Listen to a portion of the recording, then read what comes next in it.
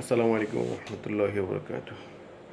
যে কারণে বড় লোকের কোনো বউ থাকে না, আপনি একটা হিসাব নিকাশ করে দেখবেন।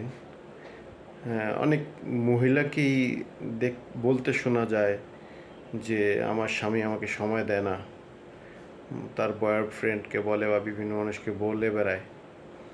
এটার পিছনে মেইন কারণ হলো যারা ব্যবসায়ী তারা বউকে দেওয়ার মতন আসলেই অনেক সময় বের করতে পারে না, যার দরুন তাদের সাংসারিক লাইফটা শেষ হয়ে যায়। বা স্ত্রী দেখা গেছে বিভিন্ন জায়গায় ডিভোর্স নিয়ে যায়, অন্য অন্য জায়গায় বিয়ে বসে।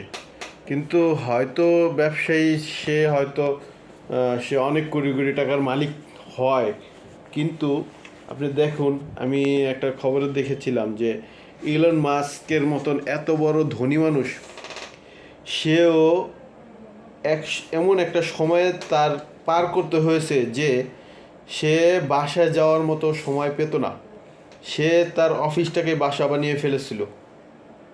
তো আমরা আসলেই এটা চিন্তার বিষয় যে আসলে ব্যবসায়ীদের যে জীবনসঙ্গিনী থাকে না, এটার পিছনে মেইন কারণ হলো এটাই যে সে ব্যবসায় এতটা সময় দেয় বা সময় দিতে দিতে দিতে দিতে এমন তার পরিস্থিতির সম্মুখীন হয় যে সে তার আপনজন ওয়াইফকেও সময় দিতে সে পারে না, বা একটা মিনিটও সে ওয়াইফের সাথে কথা বলতে পারে না।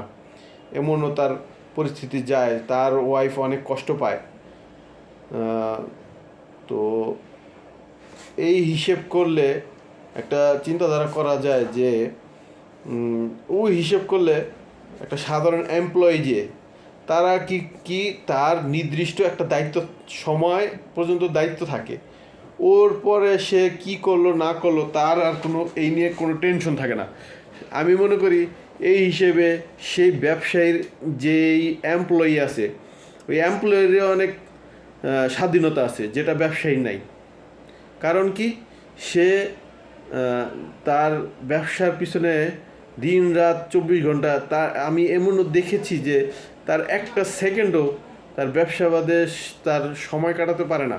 কারণ তার বিভিন্ন জায়গার বিভিন্ন ধরনের পেরেশানি থাকে যে কি অমুক ডিলারের সাথে আমার ডিল করতে হবে, অমুক কাস্টমারের সাথে আমার ডিল করতে হবে, অমুক কাস্টমারটা আসতেছে, সে কি আসলে নিবে কি না, বা এখানে ম্যানেজ করতে গেলে ওখানে আমার লস হবে কি না, বা ওই ডিলারটা কি চাইলো, ওই ডিলারটা কি মেসেজ দিল, ওই কাস্টমারটা কি মেসেজ দিল, ওই সেলসম্যানটা কি বিষয় জানতে চাইলো, এগুলো সম্পূর্ণ বিষয় হ্যান্ডেল করতে করতে করতে করতে সে শেষ পর্যন্ত তার আপনজন, পরিবার, বাবা মা, ভাই বোন, এমনকি জীবনসঙ্গিনীকেও সময় দিতে পারে না।